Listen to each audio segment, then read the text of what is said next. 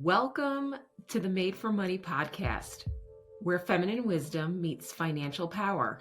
I'm your host, Christine Walsh, financial strategist for women entrepreneurs, fractional CFO, speaker, and author of the best-selling book, Be the Queen of Your Money, and guide for women who are rewriting their money stories and unapologetically rising into their wealth.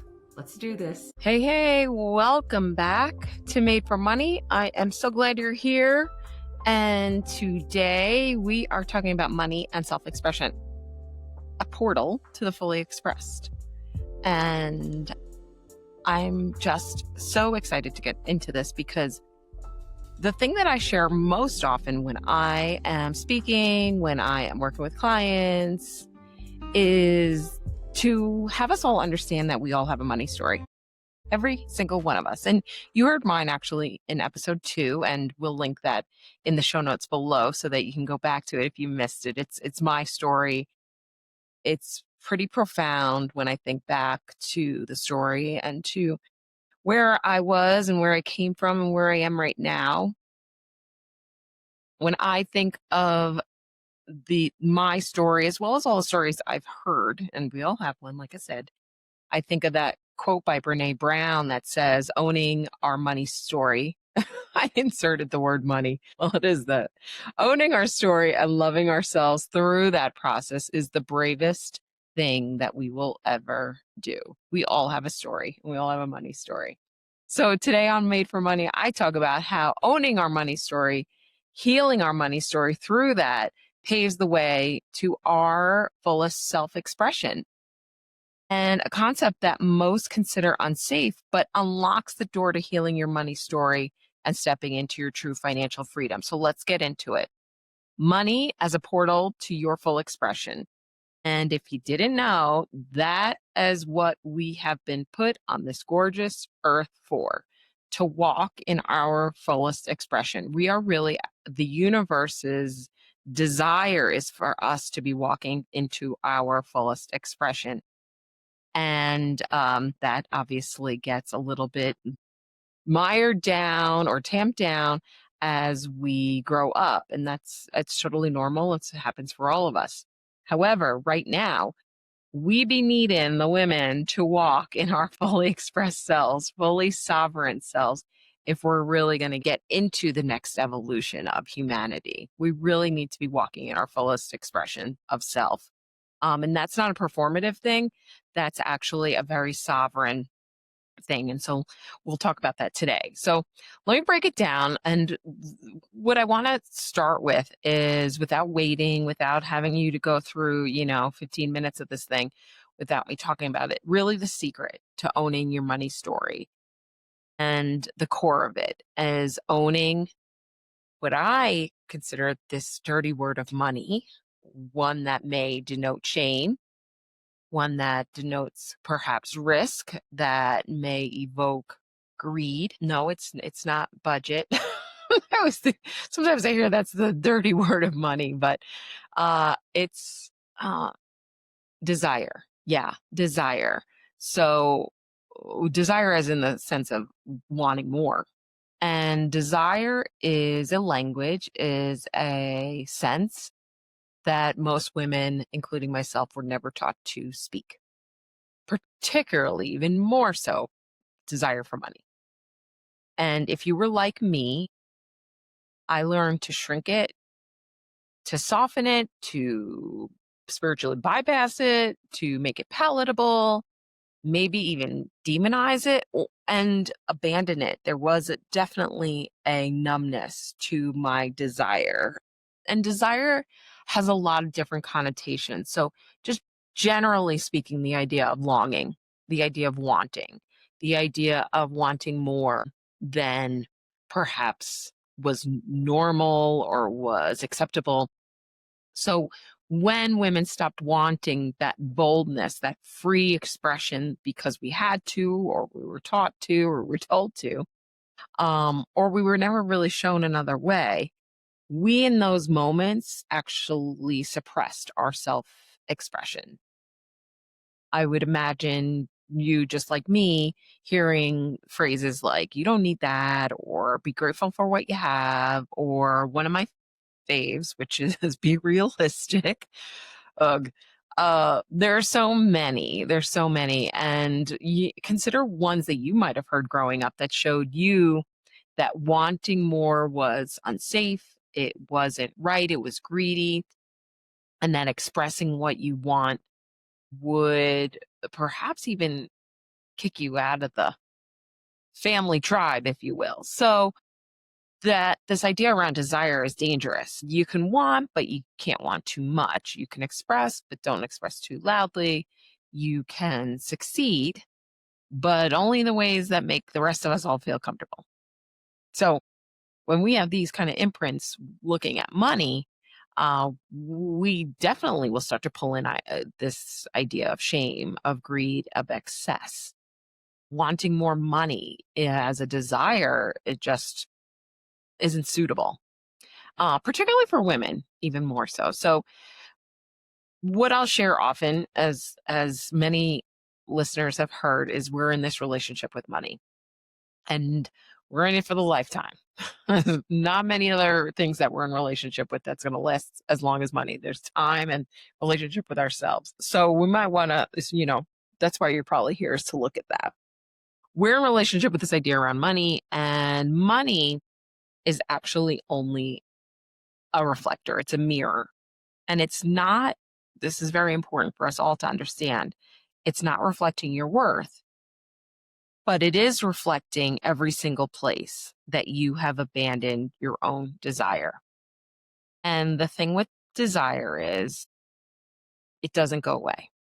It's actually quite smart than that. And that's because it is life force energy running through us. So that life force energy is not going to go away. I noticed this when I had the desire, if you will, or the wanting to write a book. And I started the book. I don't know when the year was that I started writing it. And then I sort of literally put it on a shelf and didn't really look at it or work on it or anything like that until several years later. But I do remember throughout those years, the book almost speaking to me like, I want to be written, I want to be finished, I want to be out there. And so ultimately it did, and it's called Be the Queen of Your Money. But it's that sort of desire, it's that longing that doesn't really go away. It waits. It waits until we recognize that we're, by acknowledging desire, by acknowledging what we want honestly and authentically, that we actually have an option to step into self-expression. I think it's really, really cool, because when we think about wanting more money, it's not just to have more money, but it's actually to express a value. It could be safety, it could be security, it could be fun, it could be adventure, it could be accomplishment. But there's something in those values that's about self-expression, being our truest self.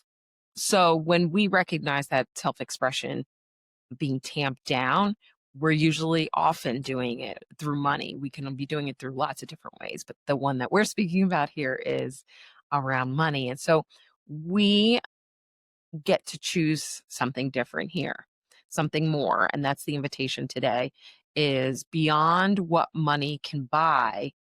How desire for money, wanting more money, is just only reminding you of your own sovereignty and your own ability to choose, something I talked a lot about in the last episode. I think that desire really is that, it's like that heart pulse of your self-expression. And it doesn't have to be loud. It doesn't have to be, again, performative. Your desire for money is really just one of the most honest expressions of who you truly are. And so how can tamping this down show up in real life? So many examples I have in my own life, and in discussion with clients and friends and colleagues, and speaking when I'm up on stage and have been speaking and hearing people. But one of the big ones for us women in business is undercharging. I, I don't want anyone to think I'm all about the money, right? It's actually this ultimate form of apologizing and, of course, staying safe in the process. And what I like to share is that when we are choosing consciously to stay safe through any which way we do that, that's okay. Like us recognizing it's when we're in default of staying safe, or we need to understand that there is a difference. We want to choose safety. There's no doubt about it, and money can provide that. But we want to do that from a place of awareness. We want to do that from a place of alignment and that aligned action. When we are in a place of staying safe because we're not really checkpointing that area, we start to really um it's this word I want to say. We start to undermine our own self-esteem. It is about the money and it isn't about the money, as always. If it was about the money, the story might be that she's, in terms of undercharging, choosing self over others. And that is right. If we're choosing self over others, it's kind of a big no-no in this whole lifetime of conditioning that women have endured and continue to endure about others first. And it's a critical problem to why we don't ask for what we want. We think we will not be liked. We will think we will be rejected. All of those could be true for sure, but it's minimized our ability to ask for what we want. And when we don't ask for what we want, or we don't get our needs met, we actually create internal resentment, which doesn't bode well for us stepping into our fullest self expression. So this is the practice is here us getting into practice around asking for what we want. When we don't ask for what we want, we don't get it. Pretty simple. And I would imagine you've experienced that. And then you blame and you shame, and it eats away at your self-esteem. And we're all doing it. When we look around in the pool together of this ickiness until we see someone who's actually boldly and unapologetically asking for what they want, and then we project on them that they are asking for too much or being too loud or being too bold, or who do they think they are? So it's really a vicious cycle, and it's not healthy for us women as a collective, and even more so our future generations of women. So it's got to stop. And I'm here to um, highlight that, for myself too. I'm doing the work as well. So I'm going to offer some reflection questions here for you to journal on or consider as you're doing your morning walk or exercise, or as you're listening to this. And these are intended to open up something new, to spark something in your relationship with money, in your journey to have an amazing relationship with money. So you can listen to it's just a few questions, and certainly pause the podcast if you need to, and sense into what might come up. So, in what ways were you taught to quiet your wanting, your desire, your longing for more money in your lifetime? What was the conditioning? When you were like, I want more money in your head, what other voices came up? Where do you feel you dim your self expression the most these days? What spaces, around what people, perhaps what daily interactions? Do you dim your self expression through money? Do you want to do something and then feel you don't have the money, or you can't afford it, or it's not in the cards to choose that? And what would your life look like if you really sat with your longing or your desire for what you want without guilt, without shame, or numbing out to it? All things I've done. What would your life look like if you really sat with your desire for what you want without any glitchiness around it, just for even 5 seconds? And this isn't a question that, you know, to sit with the desire and then clamp it down because you don't have the money for it. That's not the point. The point is to be able to sit with the feeling of desire because of the expansion it brings. So it's not whether you're going to go for the thing. It's just a question to help you feel. So Are you feeling anything? Are you feeling the sound or the sense of your own self-expression firing up a little bit? You feel the sound or the sense of your own sovereignty waking up. Hi. Nice to have that part of you here. We've all been waiting for you. So thank you for taking the time to reflect on these questions. And again, go back and pause and see if anything resonates perhaps at a different time of the day or a different time of the week or something like that. Because this is the thing. Financial freedom, which is right, such the big buzzword, which can make a lot of people feel guilty that they don't have it or they're not there yet, is about more than from a place of safety. It's true financial freedom is giving you the space to become your truest self. It's really freedom from finances allows us to be expressing ourselves fully. Because from here, we can build the business we want. We can charge what we want. We can stop performing for others and start expressing for ourselves. We can rest without guilt. I'm still totally working on that one. We know our yeses and we know our nos. And we create from expansion and not from contraction. We create from abundance. I want to, wouldn't that be amazing? Versus, no, I don't think so. And in all of that, we get braver. And so get this, so much of this work, which I think is just so potent, can be done without us having more money. Like we get to start this today. Like what is a desire you want today? It's because we're just only chasing, we're not, I mean, we want the money, of course. And it's about the feeling that we're going to get received from the money. So actually, what's the desire? What's the money for?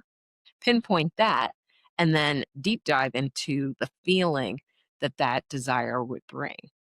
That's the fun part. And really keep it simple, in these choices and these desires. Do you want Mexican food tonight or do you want Chinese, right?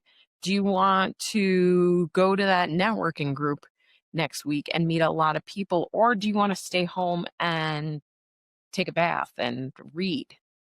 And neither one is right or wrong, right? Do you want Mexican or do you want Chinese? It's not right or wrong. It's more about being in the conscious choice. That's the power. So your choice, your desire, your expression, use it. Use it or lose it. And we're all waiting for it, right? We're all waiting for each other to be in our fullest expression because we all rise together in that. Okay. So to remember, your desire is the universe working through you. It's actually showing you your most sovereign self. Wanting more is not greedy. It's actually an invitation to your fullest expression.